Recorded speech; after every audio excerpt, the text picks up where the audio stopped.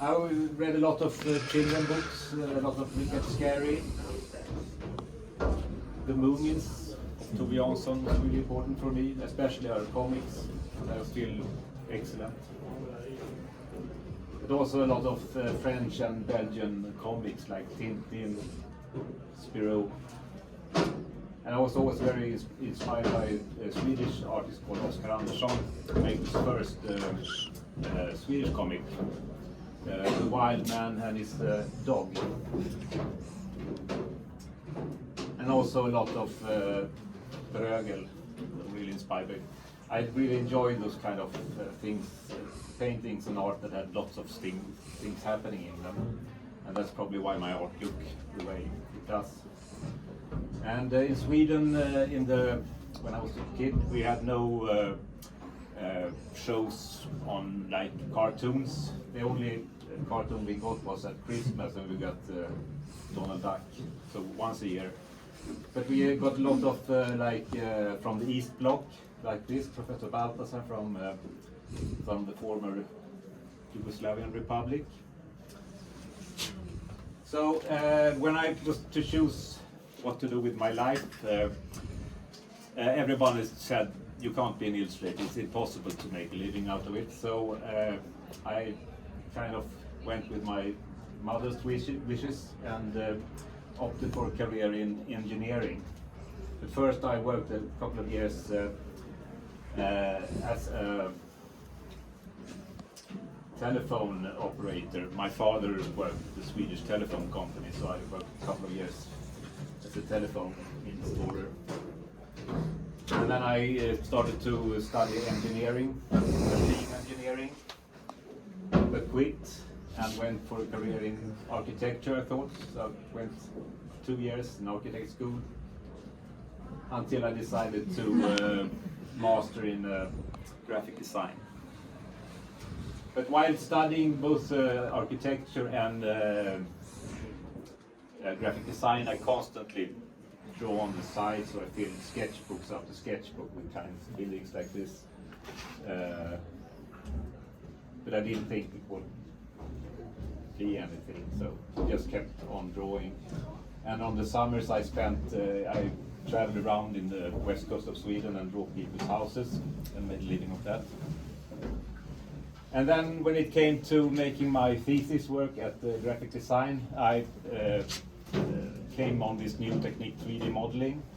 So I made a project about 3 cosmonauts, Polish cosmonauts going to space. And later on that got picked up by a Swedish game company. So I effortlessly moved into a career as a game builder. So I worked in the game industry for more or less 10 years. First the team was very small and we did everything together. So the first game we were 3 people, and we also made a moving game. But then I also made some music videos for both Swedish and international band, until I started working at the Swedish largest game company called Digital Illusion. And then the teams went from 3 or 4 people to 200, 300. So I made smaller and smaller part of each game. So this was the last game that I worked on. And it was a really flashy company with lots of high-tech equipment, but I got fed up on the day, so I quit on the day and started working from my rebuilt garage at home. So and instead of the computer, I just had these tools, ink pens and watercolors. I had started posting stuff while I was still working at the game studio, so I started getting commission work, so I thought it would be possible to make some kind of living doing this. But now I can always bring my sketchbooks wherever I am. So this was in China, and this was in Barcelona, and I can even bring my work to the beach. And I kept filling books after books with drawing, so it's a constant process. Always, I'm always drawing.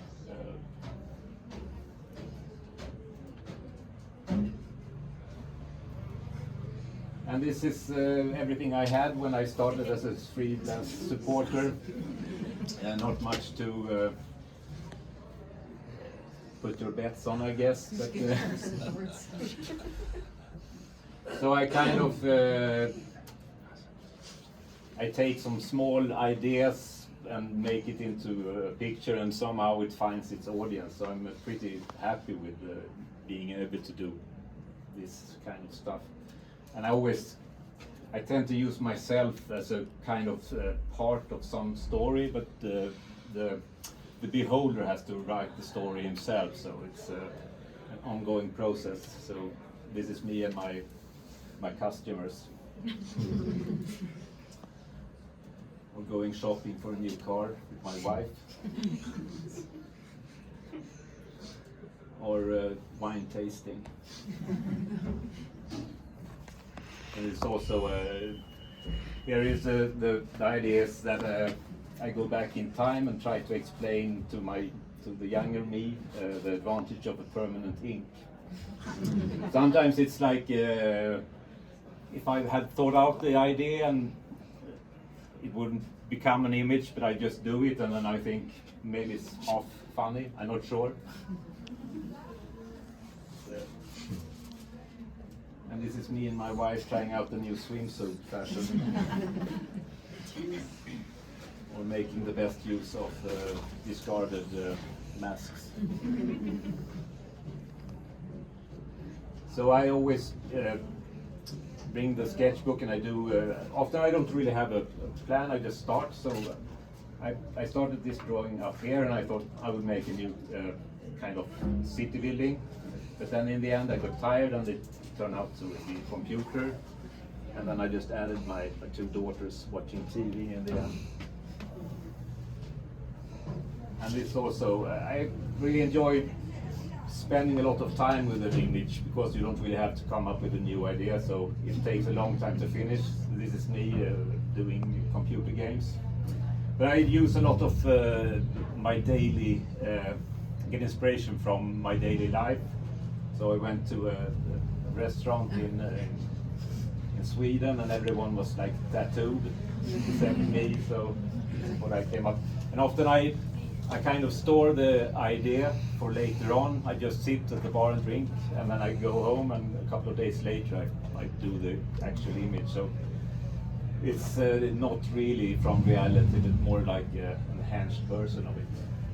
So there's a lot of building from cafes and pubs, so going to the drinking some coffee. And sometimes just it's a stupid random idea. I just start doing a little like electronics. I don't really know that much about it, but I'm kind of fascinated by the forms. So I just start with one, and then I kind of have to complete the full set. So a stupid idea turn into some kind of drawing. And sometimes my past as a game designer kind of see through. I'm not sure you can see, but this is like a labyrinth in some kind of Dungeons and Dragon game. So you can actually try to find your way out, but there is actually no way out, so just as in life. There's also a lot of small characters, and it's like I also forget that I've done it, so I can't really, for me it's like just as surprising as anyone else looking at it, because I can't remember doing it. But sometimes I do a drawing like this, and the internet helps me what it is. So this was typically a thing with the guitars with lots of strings that I didn't know. And there is a specific music genre that goes with it. And it's also a story from, in Sweden we have to change the tires when it's winter. But I got this idea that you have also had to change the motor. So this is a summer motor, and this is a winter motor. And also the kind of the dressing you have to have when you are driving while quite a bit of time. Now I also have this inspiration and fascination by the Baroque era, so a lot of things tend to be on the Baroque side. I really like that exaggerated feeling to stuff. And one summer my wife dropped her mobile phone, and she kind of checked a YouTube film how to fix it. So this is kind of how the mobile phone was looking, and this is the kind of the little story how she managed to fix it herself. I didn't help, I just sat on the side and did this drawing. But I got a lot of comments that this part doesn't look like this. So everything is just pure fantasy. And it is also one of those Corona drawings when everything kind of... We didn't have it as tough, but we kind of went all in anyway. Let's see if I can get this to work. So this is a process. I just start somewhere and just go for it. And a lot of time when I do this kind of stuff, I suddenly get really bored with doing this kind of, this was some kind of Russian churches. So I kind of try to fix the boredom by adding other stuff, preferably big animals that block large part of the drawing. So in this case I started drawing let's see, some flying dragons instead. Let's see if we get there. Yeah, that's the first one. They kind of block out large part of the drawing. So it's never too late to kind of get the drawing a new meaning. And this is the finished piece. So sometimes I get really inspired by traveling, like coming to Madrid or visiting places like in Asia.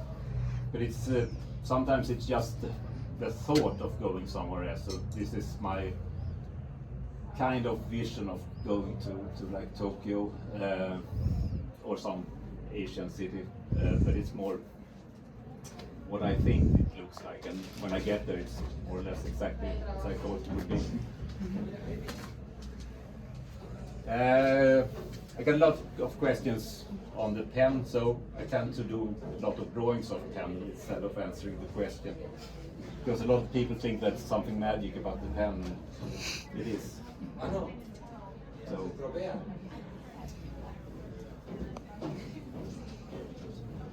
and my daughter kept nagging me, wanting to get a tattoo, and I said, you have to wait until you're 18, then it's your decision. But and then she kept nagging, and instead of answering, I just started drawing different animals with tattoos, and also giving myself a kind of a plan of the tattoos that I would get. And the tattoo studio. So it's a lot of just random stuff, and I have those kind of different themes that I like to return to, like music instruments, like combining the Baroque, robots and music.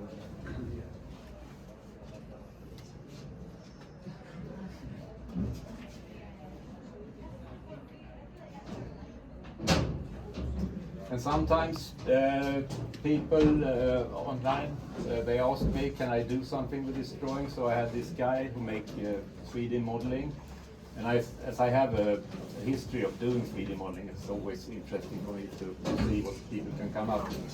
So he made this version of this DJ in 3D.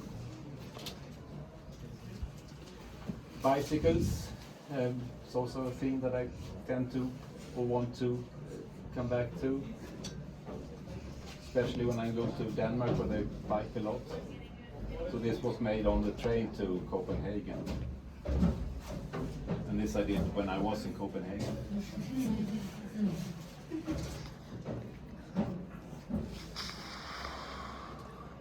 And this is a nice little scene from Tour de France with the e-poker.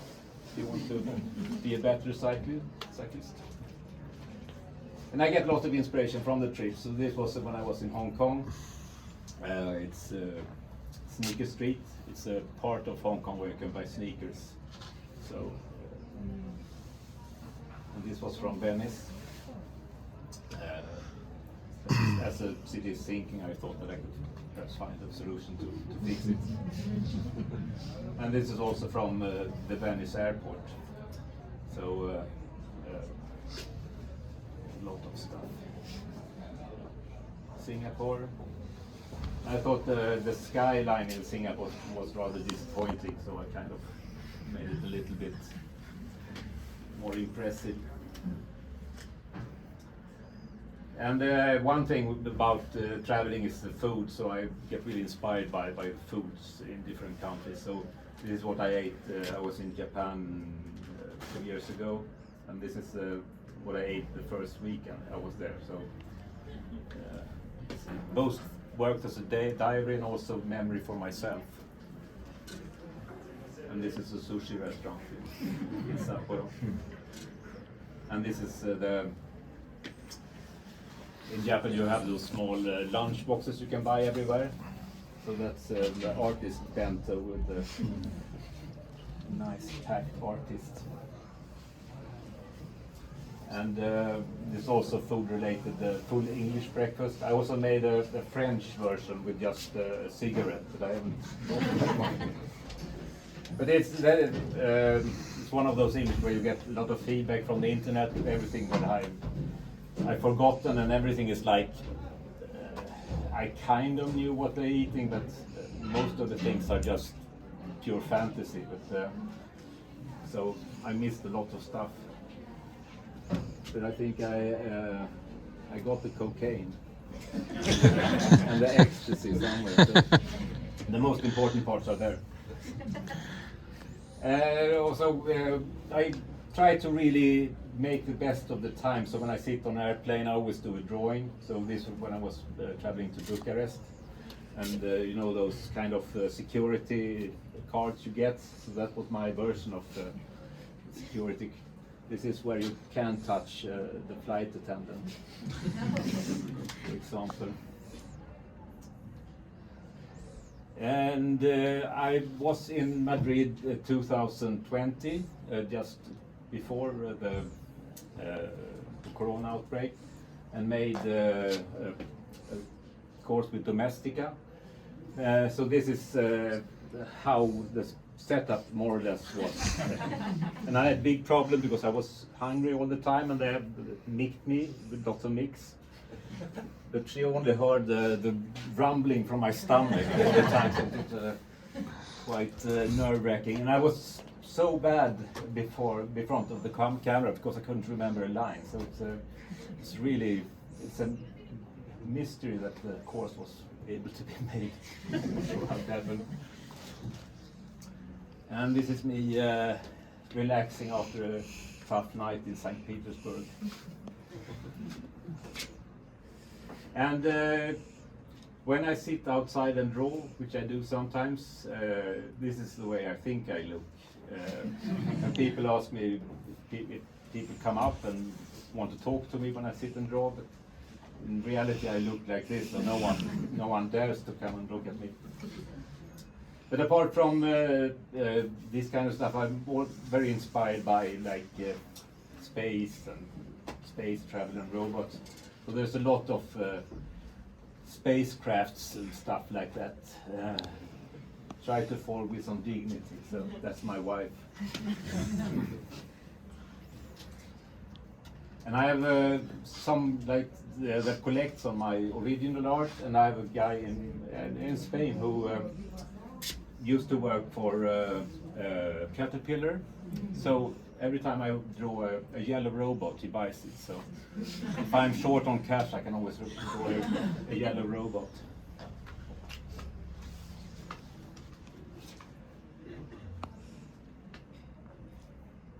And this was made, I was at Dublin airport, and it was delayed for 4 hours, and everyone was, oh no, no. And I was so happy because I could finish this drawing. So it's always, if you have a sketchbook and are able to draw, you can always make the best of the time. and this was during a Zoom meeting. And we have been able to collect my drawings into books that I sell, and we are working on a new book at the moment, hopefully. So I put so much money, much time into the drawings, so it's nice to be able to get some kind of reward for it. But I also do like stuff on paper, so and you can see some of the prints from them as well.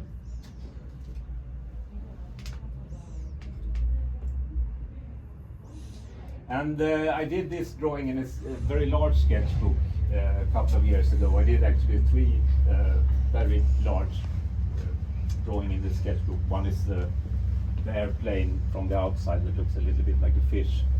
And I got asked by a guy who works for JP Morgan, a big bank company in UK, if I could sell it, and it was in the sketchbook. Because when I did this drawing, I said I will never do this again because it took so long time. It was a crazy, idiotic project. But he asked and said I will pay for you to draw another one. So I did a special version for him, a little bit less details. But when I finished that, I said never again. That's stupid. It's really the worst theme you can choose. But then an astronaut a guy who worked for the Canadian Space Agency contacted me and said he wanted one as well, so I did the third one. And the Canadian space program, what they are known for is the arm that goes out of the space shuttle, so I had to put it, and also a lot of Canadian references. But that's the last one. But apart from my personal work and just my personal work, I also have made like commission work over the years with lots of different companies, from magazines to animation studios in both US and France. One of the first commission work was making a children book for a Swedish publisher, and I've done some children books. This was for a book about Swedish animals. But I find it really hard both to get economy in it, and also it's so much work over so long time, so I really don't really enjoy it that much. This was also from that book. But I did quite a lot of like editorial work for this was for New York Times. And for me, I got this commission in 2012, and for me it was really important. But up to that point, when I was explaining to my parents what I was doing, it's like, well, I don't know, I draw. But when I got this from the New York Times, okay, this is for real, so I can probably make a living doing this. They don't really pay that good, but it's nice to be able to say it. So nowadays I mostly do commission work for the Hollywood Reporter. So I did this a couple of weeks ago. But then I was able to sell the original for a guy who worked at this. This is from a cinema in Hollywood for, like veterans that has been in the military. So it was nice to be able to sell it to a guy who worked in that, and they sent a nice little film when he opened it, so it was really a nice experience. Otherwise you send something, but you never know who gets it. And this was for an article on Spotify for the Swedish magazine, largest magazine. So there's been a lot of the editorials have been this kind of machine. So I did it in New York Times, and then people see it and they want the same. So this was for an American magazine that I can't remember anymore. And this jigsaws for German company. We have a print of that motif. And this is also a jigsaw that I did for this company. So I can always find different uses for the images. This was made first as a jigsaw, but then another company used this as a theme for a blanket, and I also sold the actual original to someone. And this image is also part of the exhibition here. Was made for a hospital in Stockholm. So I made about 20 different images, and this was a really large drawing that I had to put up on my kitchen table to finish. And it was extremely difficult to finish. I actually managed to tip this glass of water over the drawing, so but it was okay. It was not as dirty as this, but it was a crazy project. And everything was enclosed in like vinyl, so they can easily remove the stains, the blood stains from the hospital.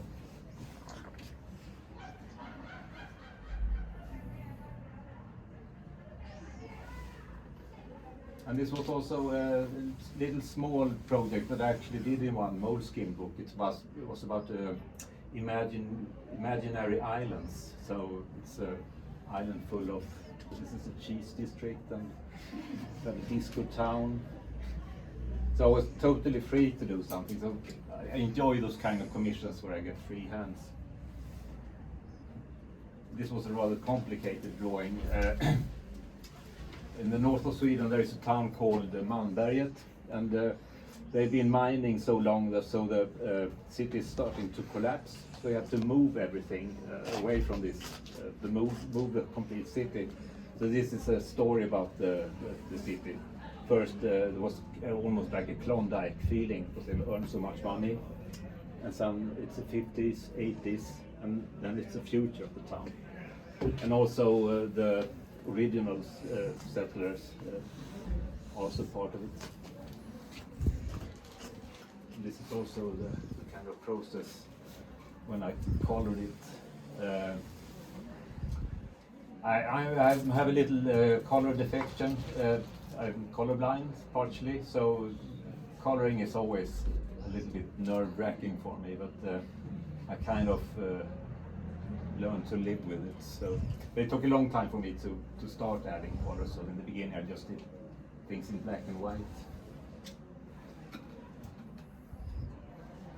A lot of the things you do for animation studios never happen. So you can work on projects for 3-4 months, and then the project is scrapped. This is one of the few things that really happen. It's for was it Nickelodeon? So and you get contacted in the early part of the project to make like images that they can this show will look like this in the end. But for this show they actually used this building. It was Welcome to the Whale, and this was a mural I did for Cartoon Networks. And this is the best well-paid job I have ever done. It was for the Norwegian Railway, and in Norway they are really like fanatic for their Eastern holiday. So they closed down the whole country for 2 weeks. So I got this, it was really very, very urgent. You have to do it now. So I just did this sketch, and they said, okay, but we will not be here for 2 weeks, and then you will have to be finished. So, and the concept was that the drawing is full with different travel-related things that they are going to kind of push.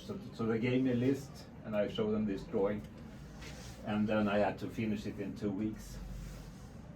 So this is the process.